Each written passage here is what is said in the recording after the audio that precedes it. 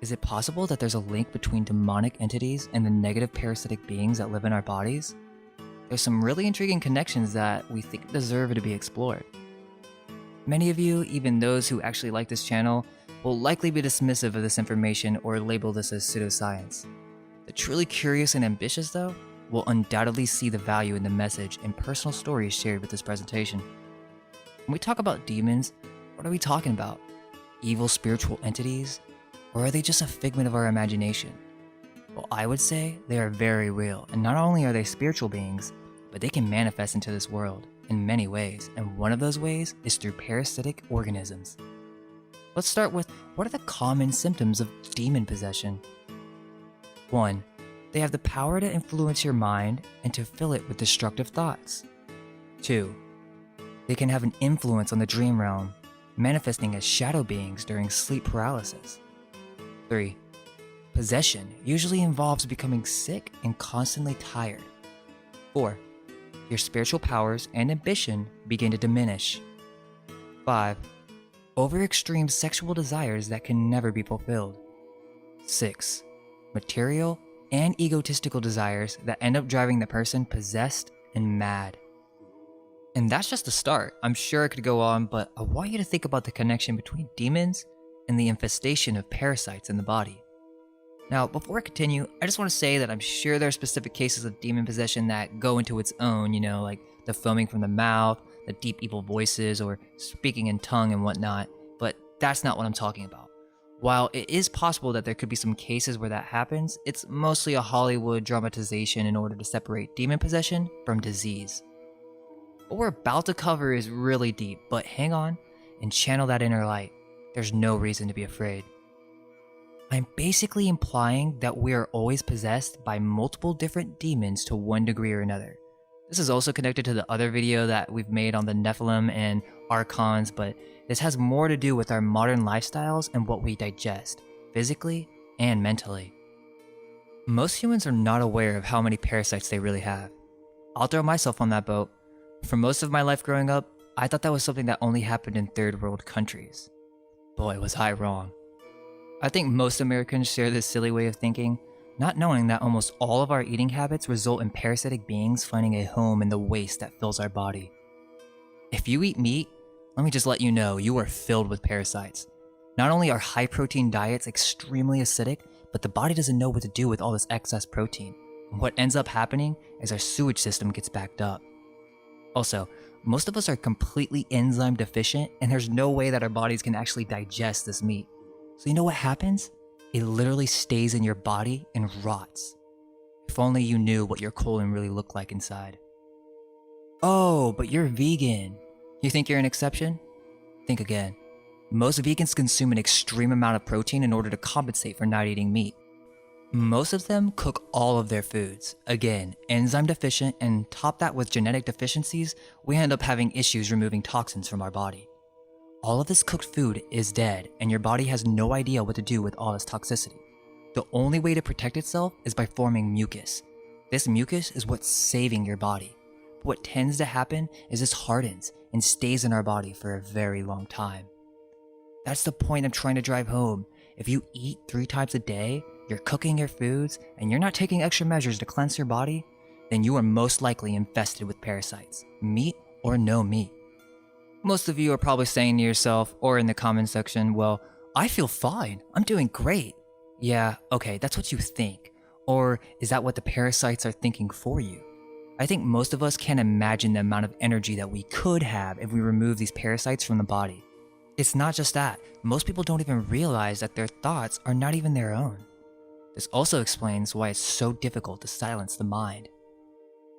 It's not really that crazy to think that if there is something inside of us that wanted to thrive, like a parasite, that they could influence their host to make decisions that create a more hospitable environment for their kind. These microbial organisms absolutely have the ability to steer the thoughts, emotions, and actions of their host.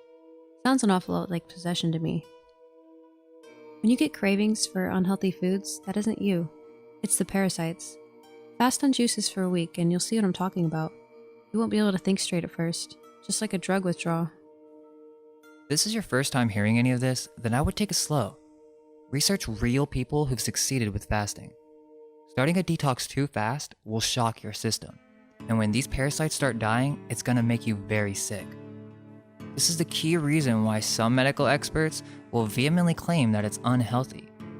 True, if done too quickly and incorrectly, it can create something akin to the Herxheimer reaction that happens when people take antibiotics, though that's never been reason enough for them to stop prescribing them. The difference is, with juice fasting, you aren't bombing your stomach and killing off every organism, good or bad. Still, it's best to take it slow, as the dead organisms need time to clear out. The enzymes and bacteria in fruit will eventually take over and allow the gut to reach a state of balance.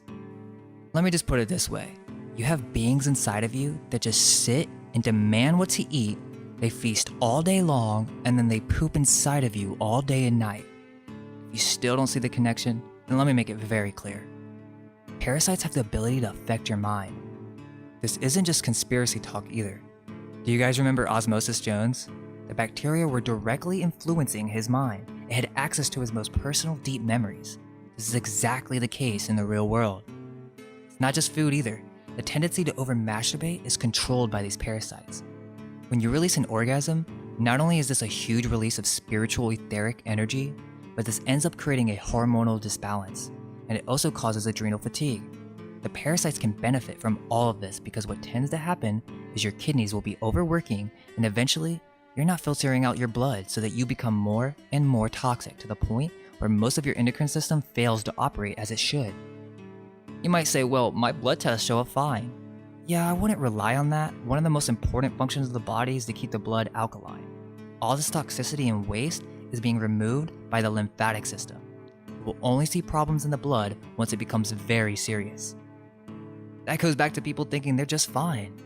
Well, we usually don't become aware of disease in our body until it manifests as a serious issue. Most people don't consider that maybe most of their tiny symptoms like tiredness, headaches, bad odor, depression, and itchiness are the first signs that something isn't right. But what do most people do? They go to the doctor and get these symptoms suppressed with what they assume will be a quick fix. These chemical medicines do not solve the issue, they just suppress it. Eventually, it will come back, and when it does, it will be a full-on disease. That's the scariest thing, is that these parasites will give you the impression that everything is okay.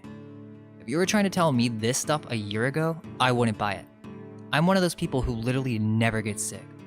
I'm always very positive, so I just attributed it to that maybe my immune system was strong, but I was wrong. I have had symptoms my whole life, and I have never had the eyes and awareness to realize that it wasn't normal. I was in denial. So don't get scared. But there is a truth to this that I know many are not ready for, because what this all has to do with is a complete change in how we live our lives and perceive reality. And I realize change is scary to most of us. I understand that we can't all be Buddhists and just remove ourselves from all desires. We've been born into this modern way of life, not realizing that in order to coexist in this modern age, one must fall into sin to one degree or another. I know that might sound strange, but if you're on a computer, then technically you're sinning. But that's the thing, we all have to balance. We can't just completely remove ourselves from society. We can take it step by step. And maybe one day, a change will take place in this realm. And as we grow spiritually, this process will become easier and easier. This video is not a solution video, but more of a discussion, a challenge to question everything we know about every facet of life. If we can accept that we have parasites, we can start to see why this would be connected to demons. Parasites are beings of death. They thrive off of death and rotting. They too can have an influence on your dreams. Here's an example. One evening, I went to bed feeling pretty good until I woke up from a very strange dream. In the dream, there were these white spiders inside of my body coming out of my mouth. They were white fuzzy spiders. I woke up and I felt absolutely horrible. My throat hurt extremely bad. I go to look in the mirror, open my mouth, and all I could see were these white fuzzy dots on the back of my throat. I had strep, and I swear that I had no feeling of a sore throat before going to bed, so it had nothing to do with like my subconscious picking up small details or something. No, this was a dream about parasites in my body right before I got sick. Luckily, I recovered in one day from drinking apple cider and eating plenty of fruits. When I was young, I was diagnosed with ADD and then schizophrenia. though my mother debated it with the doctor until the schizophrenia was downgraded to tinnitus. So they put me on Ritalin, but it didn't help. I suffered from visual hallucinations in school, making it impossible to concentrate. The doctors and specialists admitted that they didn't know what the root of the problem was or how to fix it. I was only instructed to go purchase expensive pills that caused ulcers in my stomach, which they then prescribed even more medicine for. It was a vicious cycle. On top of it all, I was always hearing these nasty voices in my head. It sounded like static from a radio or manifested in my own voice, telling me that I was worthless and life was pointless, so why not just do whatever? I think a common misconception is that freedom of being an adult is getting to drink booze and eat as much pizza and ice cream as you want, but I have to disagree. Those are drugs pushed on us as kids, and when we become adults, we think that we're choosing to eat those things, but all that's really happening is we're becoming slaves to our cravings. Much like a thrall is a slave to a demon. It's exactly like drug addiction. It's called the Food and Drug Administration for a reason. Why would food and drugs be lumped together if they didn't serve the same purpose? Alcohol is even called spirits. When someone has an addiction problem, they call it demons. It's also common knowledge that addiction is a disease. So if addiction is a disease, as well as a demon, then what makes any other disease not a form of demon? Typically, parasites are these long, worm-like things or fibrous beings that inhabit our guts, and they resemble antennae or fiber optics. Begs the question, if parasites can influence our thoughts, and they can influence our dreams, and they can influence our desires, then could it be possible that parasites are antennae for demonic entities to manifest in the body? Para, prefix. A prefix with many meanings, including alongside of, beside, near, resembling, beyond, apart from, and abnormal. Site, an area of ground in which a town, building, or monument is constructed. So if we imagine our bodies as temples, this word begins to make a lot of sense. Something that is inside your body that shouldn't be. Almost all religions attribute worms and parasites as being evil or the work of Satan. Is it influenza? Or is it the influence of demonic entities? The word influenza even sounds like influence, so what do people say when you sneeze? They bless you. Why would they do that? The average answer, of course, is that people in the olden days were just dumb Christian zealots who attributed everything to Jesus and blessings, because the general idea is that they were stupider in the past. However, I expect that the perpetuation of that idea is to cause confusion and mistrust in all things spiritual. Even schizophrenia, where many people see and hear evil voices from all around, could be caused by disharmony of the body and an infestation of parasites. From Science Daily, quote, recent studies have found evidence of worrisome impacts, including an association with schizophrenia because of the parasite T. gondii, is found in the brain as well in the muscles. In addition, field and laboratory studies in mice, rats, and people have shown that infection with T. gondii triggers change in behavior and personality. Here's a study that goes over this same exact thing. A growing body of evidence suggests a correlation between schizophrenia and exposure to infectious agents.